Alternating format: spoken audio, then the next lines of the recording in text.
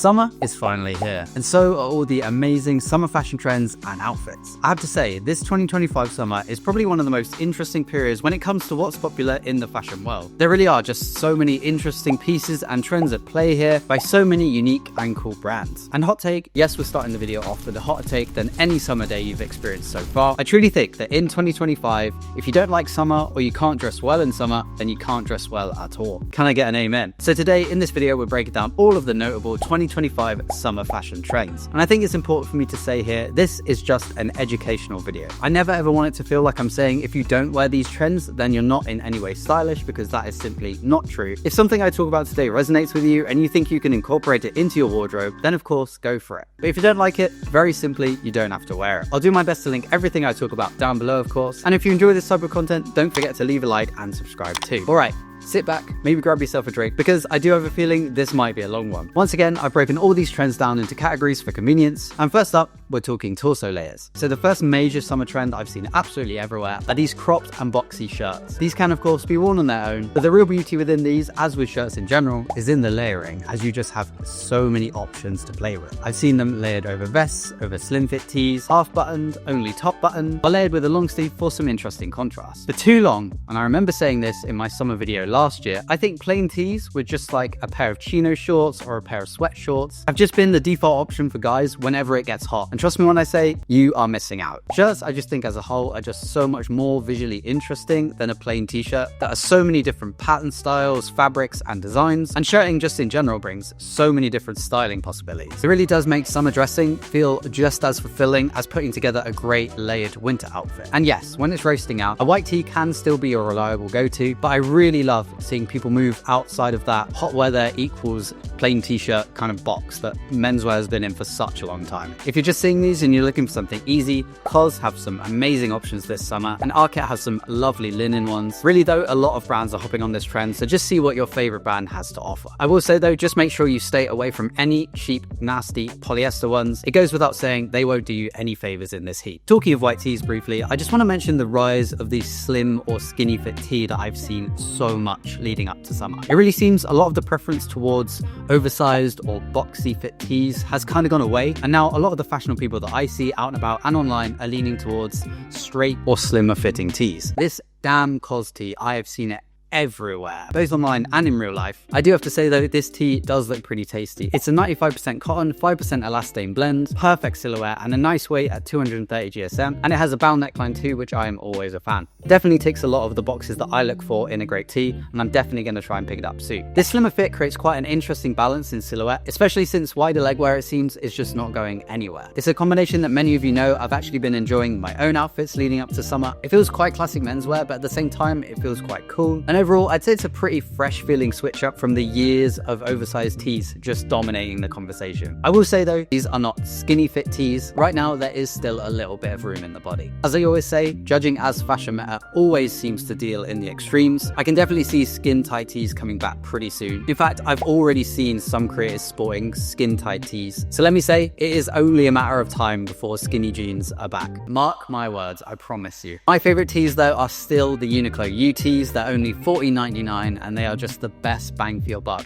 at that price point. Definitely give them a try if you haven't, and if you want more info, you can go and check out my last video. Up next for torso layers, we have another shirting trend, and this is kind of the opposite of the very cropped and sort of rigid cotton boxy shirts, and it's this oversized drapey flowy kind of long sleeve lightweight shirt trend. Whilst the first shirt trend is definitely one I've seen more with the younger generation, wearing it in a super casual way with modern streetwear influences, this flowy long sleeve shirt trend has really been adopted by the more mature fashion community. Heavy on the smart casual styling, often with a pair of pleated trousers and some form of leather footwear like loafers, derbies, or boots. These types of shirts are pretty much always made with lightweight fabrics like linen, cotton, or silk at the higher end, often with summer appropriate textures like seersucker or slub weaves, and just a general looser fit throughout the body and the sleeves. It feels very timeless and just very elegant and chic when it's done right. And this is another trend that I personally enjoy, because these types of shirts can just set you right for so many different types of outfits. And they're just a really versatile and classic addition to people's wardrobes, so even if it does move out the fashion meta, it will always look good. Abercrombie's Breezy shirt is a great entry point, and it's definitely been designed with this trend in mind, but as always, these types of shirts shorts are trending right now, so it's very likely your favorite menswear brands will have some good options. I'll link some of my favorites down below, and also there are just a ton of these on the secondhand market too. Moving on to legwear now, and you already know what we have to talk about: jorts. Will jorts once again be incredibly popular in the fashion community this summer?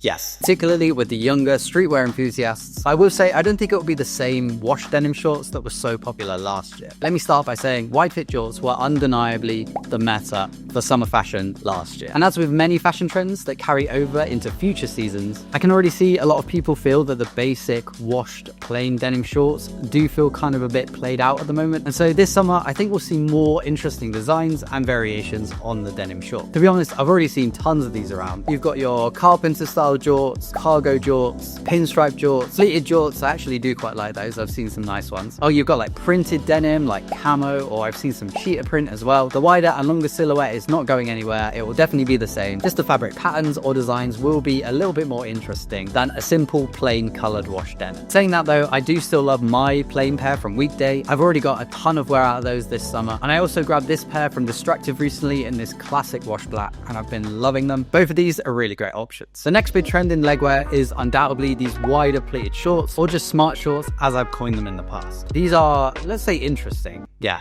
these are interesting. Often wide in silhouette with a single or double front pleat design, these are made of your typical dress pant fabric, such as 100% wool if you get a good pair, but typically you'll see them in some kind of cotton or cotton polyester blend. These I think have mainly been adopted by the smart casual fashion enjoyers, or those simply who are a bit tired of jorts and want something just a little bit different with the same proportions and similar styling possibilities. Personally, I think when you style these, you walk a razor thin line, because when they look good, they look really cool, and I love what they bring to a summer outfit. The pleats add some nice shape and structure, and you can kind of contrast that with a flowy linen shirt. But when they don't, holy, Victorian schoolboy all day. But who knows, maybe that's exactly what you're going for. I'd say this is definitely one for those people who are more confident or have more of a feel of their own personal style. Let me say the style floor is high with these, but the ceiling is pretty high as well. So I think you really have to know what you're doing with these, otherwise they will just sit in your wardrobe for years to come. I do have a pair that I consider smart shorts, and I do love wearing them, but only on very specific days and occasions, because I do think they're not quite as universally versatile as some other pairs of shorts that I have. But when I do put those outfits together, I do really enjoy them. Now, lastly for legwear, I just briefly want to talk about short shorts. Something I would say around a 5 or 6 inch inseam. These are pretty popular at the moment, and I think these have been adopted by the same guy who is maybe a bit tired of jorts, but doesn't really like the style or the complexity of the pleated pair. I think out of all of these, they're generally the most easy to style, if that makes sense. The silhouette, at least to me, just isn't as exaggerated as your typical pair of jorts, and I think they can be worn in just a ton of different outfits, because unlike the previous two, they're not really restricted to one specific fabric, and they look right at home in casual outfits as well as smarter ones too. Short shorts, I do have to say, were particularly huge on the runway for spring summer 2025, so this trend could possibly have some legs and stick around for a few seasons. This isn't to say though that wider shorts are going anywhere, because they're just not. There were plenty of wide fit shorts in many collections I saw. I just wanted to show that there is another option that is deemed pretty fashionable if longer jorts or shorts just aren't your thing. Quickly before we move on, I have to mention the death of the ankle sock. You'll likely notice that shin-high tube socks or just going sockless really seem to be the only two options currently, no matter what your style is. Currently in fashion, there really isn't that much that everyone kind of agrees is deemed unfashionable. However, one thing that does is ankle socks, and I would kind of have to agree with that, to be honest. Reminds me of when Jordan 1s were like really big, and you had like the high tops or the low tops, and then you had the mids as well, but like everyone hated on the mids, and it's kind of the same thing. Tube socks, and you have no-show socks, and then you've just got ankle socks, which are just, well, mid really, for lack of a better word. White tube socks still, I think, by far are the most versatile. In fact, with shorts, I will only ever wear white tube socks. Everything else I just don't think works with my style, but of course, don't feel like you have to go for white if it's not for you. I have seen some cool fits of people recently switching up their sock colors for a little color pop. If you are looking for something a bit more fashion forward with your outfits, just make sure you go 100% cotton, and also make sure you don't yank them up really high up your shin, unless, like I said, you're going for something specific, like a Victorian schoolboy. Personally, I like to keep them around mid-shin and no higher, and also to mess them up a bit, give them a bit of styling, just because I think it really complements that laid back back, relaxed vibe that I love to go for in my summer outfits. Okay, moving on to everyone's favorite now, let's talk footwear. Really, there are just so many shoes of note in the summer fashion conversation this year, and they really are spread right across the style spectrum. The first one I want to talk about, and probably the most notable one, is the rise of boat shoes, or sometimes called deck shoes. Boat shoes really seem to be more of a bubbling trend right now, and what I mean by that is I've only really seen people who are super into fashion wearing them, apart from if you own a boat, I guess. What I'm trying to say is they haven't quite gone full mainstream just yet. I guess they really feel like a side step from the absolute grip that loafers have had on the footwear space for the past couple of summers. They feel pretty cool and fresh and new, but I think still feel familiar enough to a loafer that you can wear them in kind of the same outfits as a loafer, but it's not a massive leap in terms of how you wear them and style them. Timberland obviously have really been pushing their brown pair. I've seen a lot of people wearing those, and this is really the main pair that I've seen being worn, but I've had a look to see if there are any other nice pairs about, and man, this Paru pair are just stunning, but the price, as always with Paru, is pretty crazy. This Sebago pair too, if you're looking for something similar to the Timberland pair, but also slightly nicer in my opinion. But this summer I have actually been looking for a slim brown leather footwear option, but really I might grab these just for something a bit different and to give my footwear collection a bit of versatility. I've also seen a few people recommend this Vinny's pair too, if you prefer something with a sleeker silhouette without the lug sock. I have to say, I'm really not sure whether boat shoes are going to be a long-lasting trend like loafers, but honestly, if you are a big loafer guy and maybe you're a bit tired of the silhouette because loafers have dominated for so long, these I think definitely offer something new and cool and can definitely breathe some fresh air into your own footwear collection. Since I've already mentioned loafers, let's talk about them briefly because they are going to be super popular this year. But I will say there is a slight shift in what is deemed the most stylish loafer currently in the fashion meta. And this again is because loafers have just been around for so many years now. I do think that the typical black slim leather loafer is finally going to be eclipsed by loafer styles that are more fashion forward and just more visually striking. Think horsebit loafers. I actually saw a ton of these on the runway. Two-tone loafers, and I have to say these are my personal favorites for this year. I have actually just grabbed this beautiful pair from Duke and Dexter, and I'm so excited to get some wear out of them. But of course you can't go wrong with the classic GH Bass Weegens if you're after something a bit more affordable. But I'm also talking about loafers with more unorthodox shapes and more unorthodox materials. Lemaire pipe loafers obviously are standouts here. Alongside this pair I've seen a load of people wearing from Saint Laurent, and of course tabby loafers, love them or hate them, will I think be just as popular as ever. These other loafers, whilst I do think many of them are really stunning, I guess they just feel a little bit too trend driven for me, and therefore I just don't think they'll be around as long. But if you like the look of them and you think you can incorporate them into your wardrobe, of course, be my guest. Up next, this is a trend that I've actually seen coming for a few years now. I wanted to dip my toe in last year, but I didn't quite, and this year they've really seemed to just kind of exploded onto the scene. I'm talking about fisherman sandals. Now, like any open toe footwear, these are pretty damn divisive. Some people love them, some people hate them. All I have to say is just make sure you get your busted ass toenails done before you even think about wearing these. I like to think of fisherman sandals as a slightly less formal loafer and a slightly more formal sandal. They definitely fill a niche, and I actually do think they look pretty damn good when styled in the right type of outfit. I must say this though, you definitely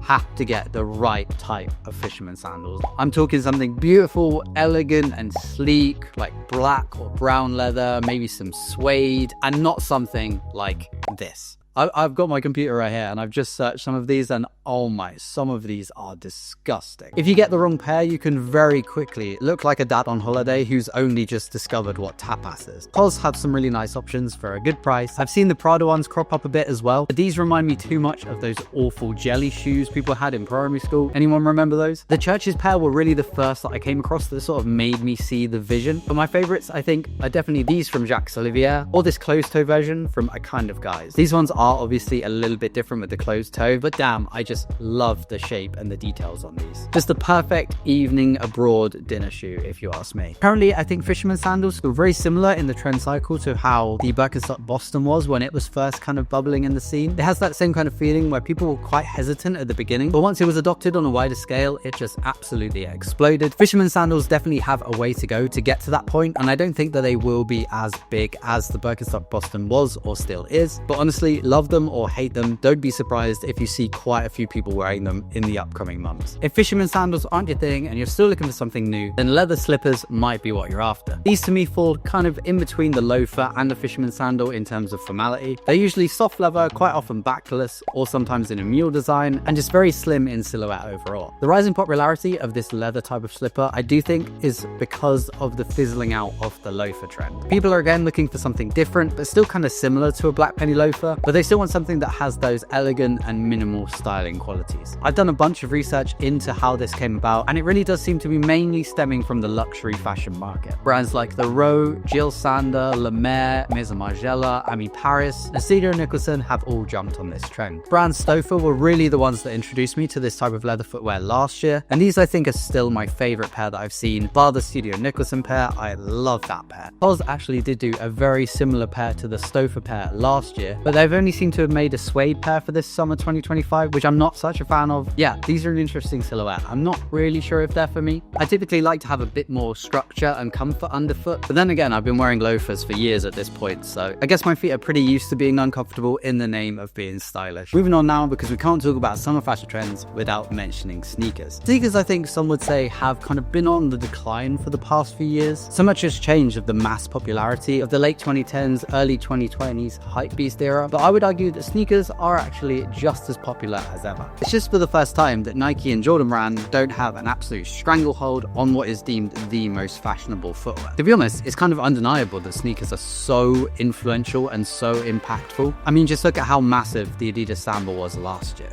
And it sort of brought on this whole recontextualization of slimmer silhouettes within footwear. I would say people, no matter their knowledge or their depth of participation within fashion as a whole, just love their sneakers. And it's just now that different brands and different types of sneakers are the ones in the limelight. And it's, at least to me, just super interesting to see what rises to the top. So, as mentioned, the real notable sneaker trend that you'll be seeing this summer is this super low profile sneaker. This year, it's way more about the silhouette, which means that it's just tons of cool, unique, and niche, interesting shoes cropping up that you can try and incorporate into your wardrobe from all price ranges. On the higher end, you have these insanely popular Dries Van Noten sneakers. And this, I have to say, is just crazy to me because Dries is almost entering like mainstream fashion knowledge right now. And it's always been, at least to me, one of those brands that people into fashion really enjoy, but it's one I've rarely seen spoken about if you're not in the fashion community, if that makes sense. So to now see a new creative director come in and create probably the hypest sneaker of the summer is really impressive. Shout out to Julian Klausner, I guess. The thing that really solidified this trend for me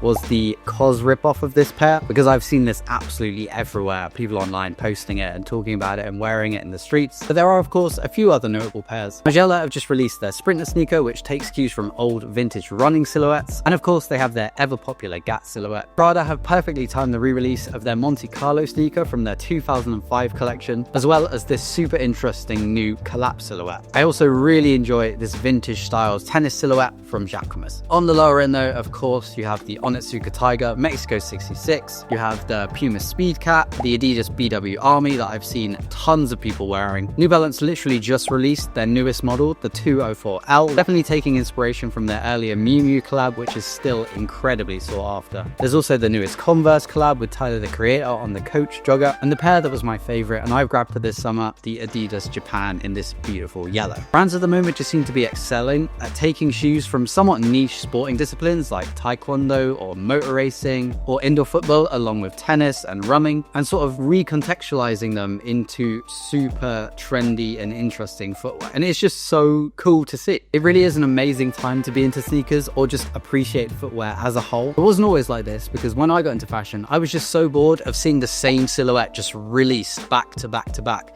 just with slightly different color variations. Very quickly, I must mention sneakers that are on the opposite side of the scale when it comes to silhouette, the chunky shoes, because these models are still definitely going strong. I will say though, these types of silhouettes will pretty much all either be hiking or running inspired shapes. Let's start with hiking. Salomon will continue to dominate this type of style. They've really pushed the boundaries and they've created a very invested community within the sneaker space. I see these models absolutely everywhere, both in women's wear and menswear, which is pretty cool, particularly their long-lasting heritage models like the XT6 and the ACS Pro Advance. New Balance, like I already mentioned with the 204L, is still putting out some great shoes in 2025. Earlier this year, they released released the 2010 model. This I think is just a great sneaker that really seems to pull from the 990 design language. I honestly thought it could have been a new 990 model when I first saw it. Lastly, I know I've been going on for ages, but I must mention, as it's fresh in my mind from Paris Fashion Week, the Pharrell and Adidas Jellyfish. This is a cool sneaker, but I don't really understand why it's releasing now when slimmer silhouette shoes are just absolutely dominating. If this had released in like 2018, 2019 after the Triple S and the rise of chunkier dad shoes, it would have absolutely done numbers. But I don't know, in the current fashion space, it just seems a bit of a strange time to release it. Oh yeah, and apparently according to the article I read, it's going to cost you about $300 to get it. So yeah, my main point when it comes to summer footwear though is that from a styling perspective, with this huge range of really cool footwear options you have, there is really no specific way that you can effectively style these silhouettes to look good in your outfits. All of these models work so well with so many different types of styles, and that is why I think it's just such a great time to be a fashion enthusiast. You've got all the options there, so it's just really down to you. No one's telling you precisely what to wear and how to wear it anymore. It's more about your taste, how you see things, and why and how you put things together. That really is what makes a good outfit. I remember that because it wasn't always like this. Moving on to accessories now, and the biggest trend that I've genuinely been seeing is the diversification of different types of belts. Over this past fall and winter, we've really seen a departure from the typical black or brown leather belt towards belts with more detailed buckles, different types of weaves, different fabrics, studs, or different types of print. Quite an interesting trend, I would say, and one that's really becoming mainstream in the form of animal print belts. I've seen a lot of the younger streetwear crowd on this trend, as well as some brands that I never ever would have thought produce some of these belts. Western influence has undeniably had a big resurgence over the past couple of years, and certain themes have been cherry-picked and therefore incorporated into mainstream trends. Personally, I do love a classic black leather Western belt, and that's the one that I would go for, such as this one I picked up from Olive Clothing that has a Western buckle and a little metal tail. If you're someone that does enjoy Western style or pull a lot of inspiration from Western themes, now is really a great time to try and grab one of these. But to be fair, if that is true, you most likely have a few of these already in your wardrobe and you've probably been wearing them for years. Okay, lastly, let's talk about colors and different types of patterns that you'll be seeing. The first I want to talk about, and it's mainly come from women's wear,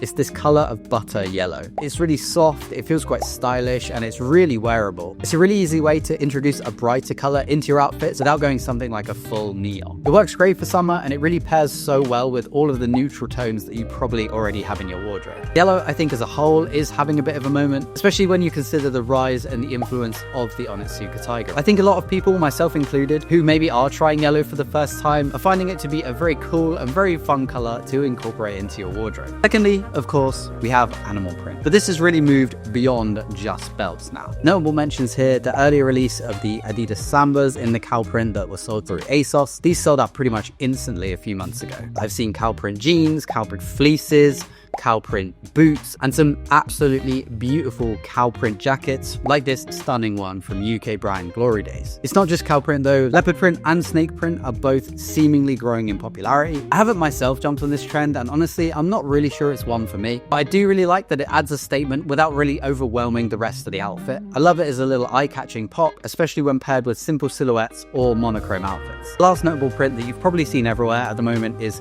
camo print. This year I honestly don't think I've ever seen as many real tree camo print releases ever, to be honest. The Cole Buxton and Akimbo collab is one that obviously comes to mind for me. It's definitely one that's been adopted by the younger streetwear crowd. Camo, I do have to say though, out of all of the larger printed styles that have made their way into modern fashion, it's probably the most versatile and classic feeling. It's been used for such a long time within fashion, and it really is a great way to add a lot of interest to your outfits without really going too eye-catchy. I have owned camo print pieces in the past, but not right now. I have got my eye on a few caps though that I'll probably be grabbing soon. Lastly, when it comes to color trends, by far the most popular I've seen is this continual push from brands towards monochromatic dressing. Monochromatic dressing has been super popular over fall and winter, but now it's being slightly revised to incorporate lighter, more spring and summer appropriate tones. Throughout the fall and winter, it was all about dark navies, dark greens, browns, things like that. But now the spring is gone and the summer is here, beige, a lot of light blue, and especially cream tones are super popular. This is definitely a trend I can get behind. As someone that really loved dressing monochromatically over the winter, I've actually grown to really love this style of dress, and I do it quite often in my own outfits. It just feels very chic and kind of cool and pretty mature actually, I would say, for my style, all without really putting in that much effort. Those really are, I guess, my favorite types of trends where you look great, but you don't really have to think about it that much. I did actually hear the other day that monochromatic dressing is a recession indicator. I mean, do with that information what you will. At least we'll be heading into a recession looking super stylish though. Overall though, I have to say, summer 2025 feels like a grown-up summer. It's thoughtful, it's textural, and it's pretty soft around all the edges. Silhouettes can be sharp, but they can also be roomy and flowy and drapey. Footwear is polished, but never feels overdressed. And really, once again, just like the fall and winter we've just had, all the best looks feel really personal. Of all the trends we discussed today, that one I have to say is my favorite. Let me know down in the comments if I've missed any trends that you've been noticing, and I'd love to hear your thoughts on any of these trends that I've mentioned. If you enjoyed or found this video helpful, make sure to drop this video a like and subscribe down below. And if you're after more spring and summer fashion content, it is on the way, but YouTube thinks you'll love this video here, so go and check it out. Thanks for watching, guys. I promise it will not be such a big gap until the next video. Thank you for your patience. It is really appreciated. You can all stop DMing me on Instagram now. I'll see you in the next one. See you there.